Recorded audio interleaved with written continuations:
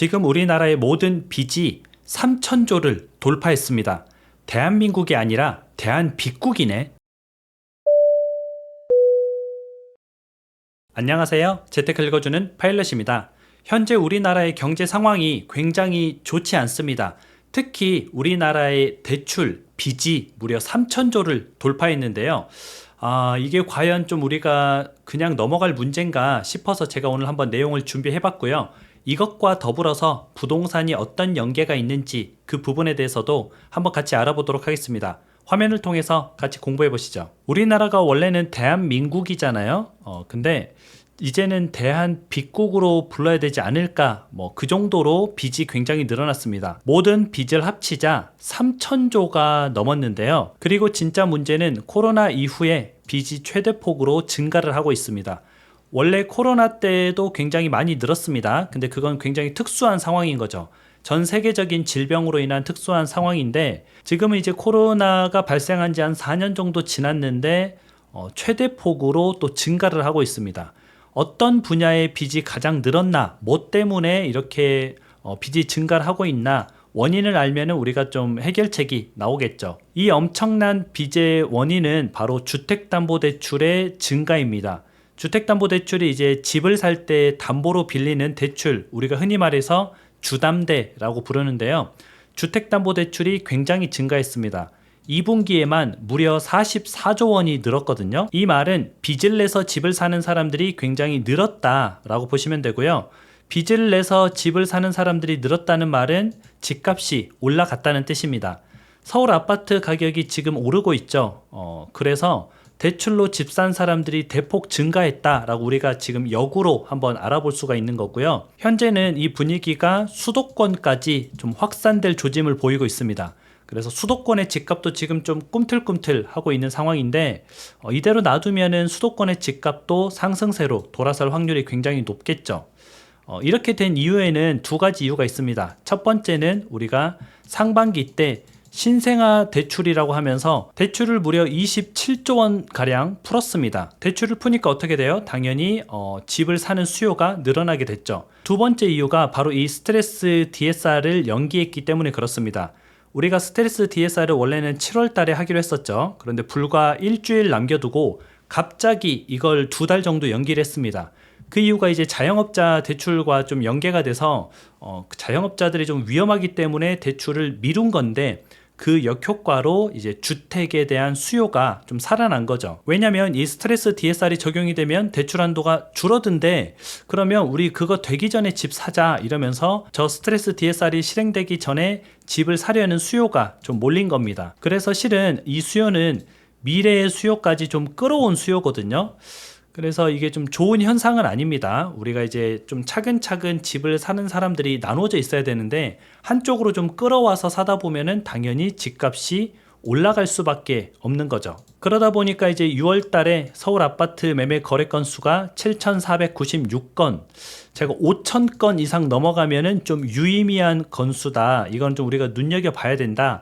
수요가 살아났다라고 볼 수도 있다. 이게 3개월 이상 지속된다면은 우리가 매수하는 타이밍이라고 좀 생각을 해봐도 좋다라고 말씀을 드릴 정도인데, 일단 6월 달에만 7,500건 가량 나왔고요. 7월 달에는 서울 아파트 매매 거래 건수가 8,534건, 더 늘었죠. 1,000건 정도 더 늘었습니다. 그래서 거래량이 굉장히 많이 나온 수치고요. 이게 아마 코로나 이후로 한 11,000건인가 넘은 시절이 있는데, 그 이후로 역대 최고치입니다. 그래서 생각보다 많은 거래가 지금 일어나고 있고요. 이걸 방치하면 어떻게 될까요? 당연히 8월 달의 거래량도 많이 나오겠죠. 그대로 놔두면 9월 달의 거래량도 많이 나올 겁니다.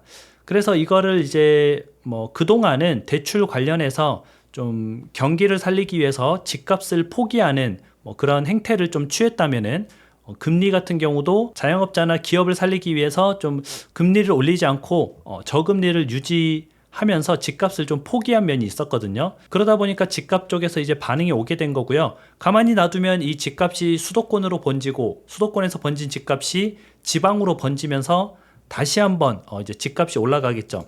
집값이 올라가면 어떻게 될까요? 두말할 것도 없죠. 정권이 바뀌게 됩니다. 우리가 정권을 바꾸는 가장 주된 요인은 뭐냐면 집값이에요. 집값을 너네 못 잡았네. 그러면 다음 정부한테 줘봐야지. 다음 정부가 또 집값을 못 잡았네. 그럼 너네 안 되겠다. 또 다른 정부한테 줘야지. 이러면서 계속 이제 정권이 바뀌는 거거든요. 그래서 집값이 굉장히 주요한 요인인데 집값을 못 잡으면은 정권이 넘어갈 확률이 굉장히 높겠죠. 그래서 이제 정부에서도 사태의 심각성을 지금 알았습니다. 좀 늦긴 했어요. 많이 늦긴 했어요. 지금 알고 금융감독원장이 좀 나섰죠. DSR 40%인데 만약에 이번에 스트레스 DSR 2단계 9월 달에 실시하는 2단계가 먹히지 않으면 DSR 한도를 축소하는 이걸 고려하고 있다라고 얘기를 했고요. 저렇게 했는데도 대출이 만약 안 줄어들면은 LTV 한도까지 낮추겠다 이렇게 얘기를 했습니다. LTV는 이제 집값의 몇 퍼센트, 뭐 예를 들어서 LTV 70이면은 집값의 70%까지는 대출을 해주는 거거든요. 근데 이 한도를 낮추면 집값 대비 대출 받을 수 있는 돈이 확 줄어들게 돼요.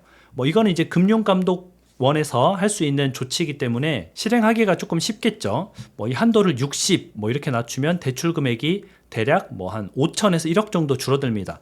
50 이렇게 낮추면 몇 억이 또 줄어들겠죠. 그래서 이런 방법까지 지금 고려를 하고 있다. 그런데 이렇게 좀 강력한 조치들이 나와야 됩니다. 나오지 않으면은 분명히 서울의 집값 상승 온기가 수도권까지 번질 거는 이제 불보듯 뻔하거든요. 아무튼 이런 조치들이 지금 나온다라고 얘기를 하고 있는데 실제 나와주면은 집값 안정에 굉장히 좀 도움이 될 겁니다. 근데 뭐 일단은 저건 저거고 8월 거래량 같은 경우는 사람들이 이제 뭐 제각각 의견이 다르긴 합니다. 근데 저 같은 경우에는 대폭 감소할 것으로 예상이 되고 있습니다. 지금 저번 달에 대략 8,500건 가량 이제 거래가 나왔죠. 서울 아파트 기준으로요. 그런데 이게 다 집계된 건 아니에요. 지금 대략 한 뭐 5일 정도 남았으니까 5일 정도 더 더하면은 여기서 200건 정도는 더 늘어날 수 있을 겁니다. 그래서 아무튼 수치가 대략 저 정도 나올 텐데 이번 달에는 아마 저번 달 대비 50% 정도 감소할 것으로 예상이 되고 있습니다. 그 이유가 뭐냐면 우리가 이제 한 달 전으로 돌아가 보면은 한 달 전에 이맘때쯤에 거래량이 대략 한 2,000건이었습니다. 그게 이제 8,500건까지 이제 말이 되니까 증가를 한 거죠. 그러면 이번 달 현재 기준으로 보면은 어느 정도냐? 1,100건이거든요. 대략적으로 저번 달에 비해서 현재 시점 기준으로 거래량이 반토막 정도 돼 있습니다. 그럴 수밖에 없는 이유가 9월 달부터 스트레스 DSR이 적용되니까 그 전에 집을 사자 하면서 수요가 좀 앞으로 몰린 거라 그랬죠. 그래서 실은 8월 달의 거래량은 대폭 감소할 것으로 예상돼 있고요. 9월 달 되면은 더 감소하겠죠. 10월 달도 많이 감소할 겁니다. 그래서 거래량 자체는 조금 줄어드는 모습을 보일 텐데 거래량이 줄어든다고 정부에서 조치를 취하지 않으면 집값은 올라갈 거고요. 금융감독위원장이 말한 대로 뭐 조치를 취하겠다 하고 조치를 취하게 되면은 대출이 상당히 줄어들게 됩니다. 그럼 대출로 이루어진 집값 상승이죠, 지금. 근데 후속 대출을 막으면 어떻게 될까요? 뒤에 오는 사람들이 또 대출을 일으켜서 집을 사줘야 되는데 올라간 집값을 사줘야 되는데 대출이 막혀 있으면 올라간 집값을 사줄 수가 없죠. 그럼 집값이 올라가다가 다시 이렇게 꺾이는 모습을 좀 보일 수가 있습니다. 그래서 우리가 대출에 대해서 굉장히 좀 관심을 가지고 봐야 되고요. 대출이 좀 풀리나 또는 아니면 줄어드나 이런 것들을 좀 우리가 지켜보고 있으면 그 뒤에 집을 사는 사람들이 어떤 모습을 취할지 이게 좀 예상이 되죠. 현재로서는 지금 대출을 좀 줄이는 방향으로 가고 있기 때문에 계속 집값이 올라가는데 대출이 풀리면 이제 계속 뭐 대출로 사주긴 하겠죠. 근데 대출이 조여들면 어떻게 되겠어요? 집을 사고 싶은데 대출이 안 나와서 못 사는 경우죠. 그러면 집값이 당연히 조정이 될 수밖에 없습니다. 물론 뭐 드라마틱하게 조정이 되기는 제가 지금 상황에서는 조금 힘들어 보이긴 하지만 그래도 하반기 때는 집값 조정이 좀 되지 않을까라고 좀 보고 있고요. 금융감독위원장이 말한 대로 저런 조치가 이루어졌을 때예요. 저런 조치가 또 안 이루어지면은 또 반대적으로 우리가 집값이 계속 가겠구나라고 생각을 해볼 수가 있을 것 같습니다. 그래서 어떻게 앞으로 또 대출에 관련돼서 그런 정책들이 나오는지 같이 여러분들하고 공부해가는 시간을 가지도록 하겠습니다. 그럼 오늘 하루도 같이 공부해 주셔서 진심으로 감사드립니다. 여러분들 행복한 하루 보내세요. 다음에 다시 만나요.